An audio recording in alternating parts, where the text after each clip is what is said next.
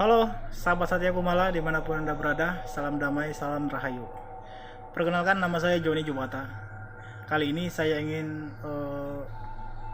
membahas tentang perbedaan antara santet, kemudian teluh, dan guna-guna.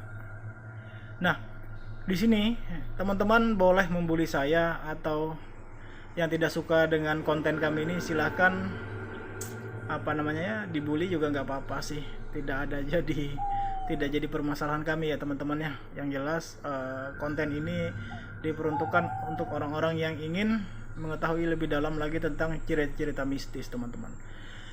Nah, ada 3 perkara yang pernah kita dengar teman-temannya, yaitu santet, kemudian teluh, dan guna-guna. Apa sih perbedaan mereka? Yang jelas ketiga perkara itu adalah sangat dibenci oleh Tuhan teman-teman. Artinya itu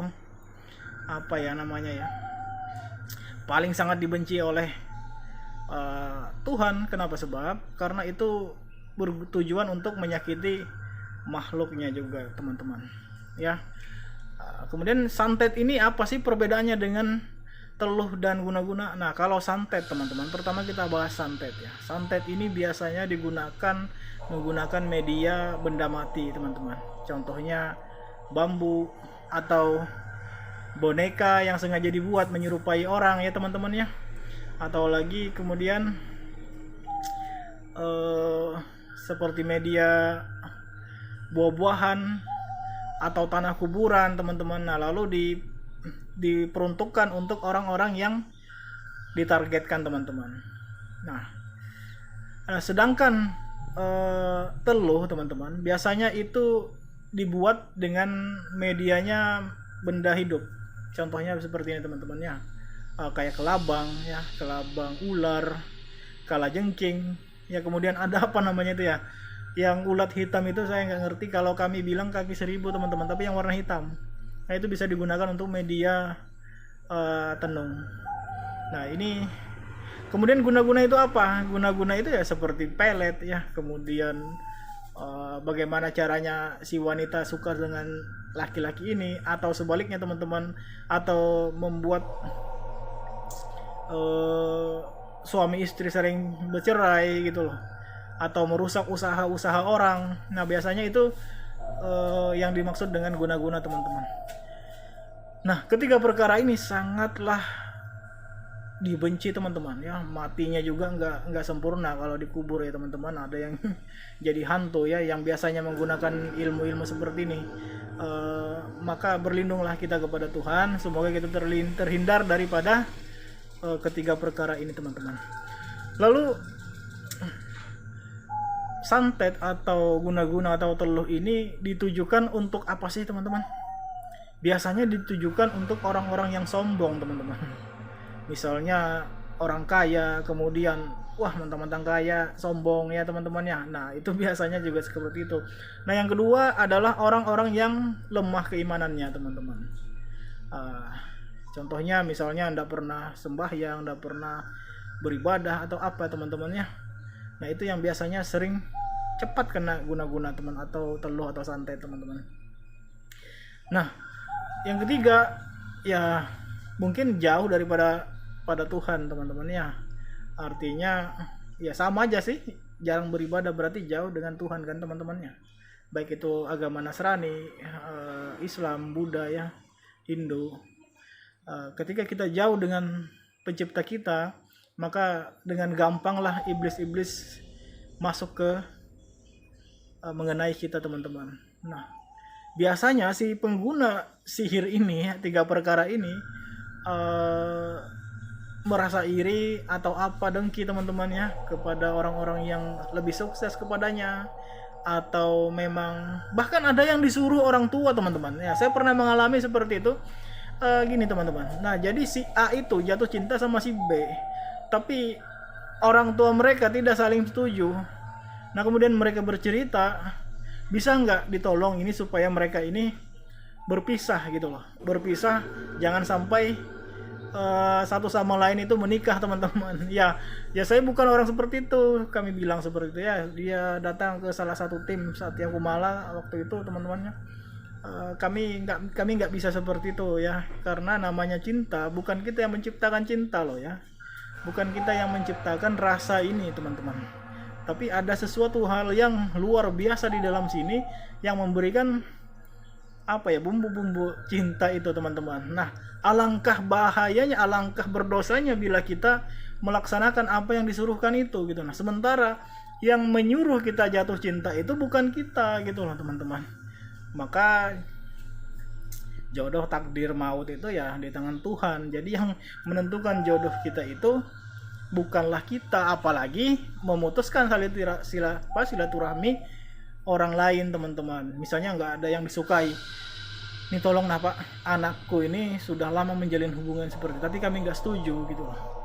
Bukan kita yang menciptakan, tapi ada sesuatu di dalam diri mereka teman-teman ya. Ada sesuatu, intinya ada sesuatu yang bisa membuat seperti itu. Nah, jadi teman-teman, 3 perkara ini sangatlah dimurkai oleh Tuhan teman-teman.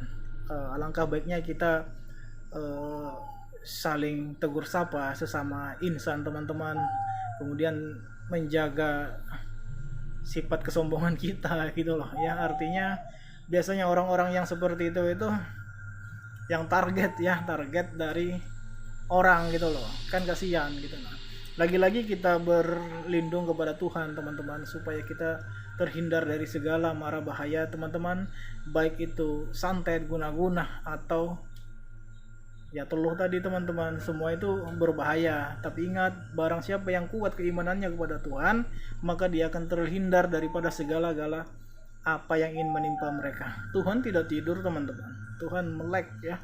Tuhan selalu terjaga, tidak tidur teman-teman. Tuhan selalu mengawasi kita, baik buruknya kita selalu diawasi teman-teman. Jadi hanya Tuhanlah yang tahu tentang kehidupan kita, kapan kita mati, kapan kita dapat musibah teman-teman. Maka setiap saatlah kita berdoa kepada Tuhan agar kita terhindar daripada segala mara bahaya. Tapi teman-teman, percuma saja kita selalu berdoa tapi sifat kita sombong, iri, dengki gitu loh teman-teman. Ya nggak tahu ya, tergantung dari apa. Artinya percuma kita berdoa atau beribadah kalau kita masih saja sombong teman-teman, selalu membuli orang, selalu apa gitu teman-teman. Nah, jadi pada hakikatnya 3 perkara ini sangatlah dimurkai teman-teman. Saya tidak, di dalam hal ini saya tidak menyinggung masalah agama teman-teman, masalah apa ya, inilah kepercayaan leluhur kita bahari teman-teman ya. Katanya kemarin saya pernah baca itu bahwa kita membunuh tanpa luka teman-teman ya gitu ya. Saya nggak tahu istilah-istilah seperti itu teman-teman. Jadi teman-teman, seandainya ada teman-teman yang mempunyai keluhan